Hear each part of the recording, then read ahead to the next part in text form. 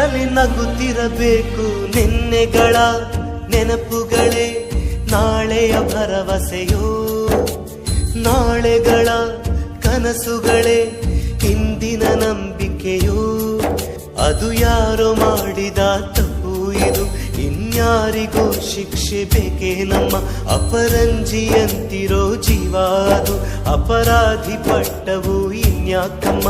ಎದೆಯ ದಹಿಸೋ ದುಃಖ ಮನೆಯಲ್ಲಿದೆ, ದೈವ ಕ್ಷಮಿಸೋ ತ್ಯಾಗದ ದೇವತೆ ಸೆರೆ ಮನೆಯಲ್ಲಿದೆ. ನಿನ್ನೆಗಳ ನೆನಪುಗಳೇ ನಾಳೆಯ ಭರವಸೆಯೋ.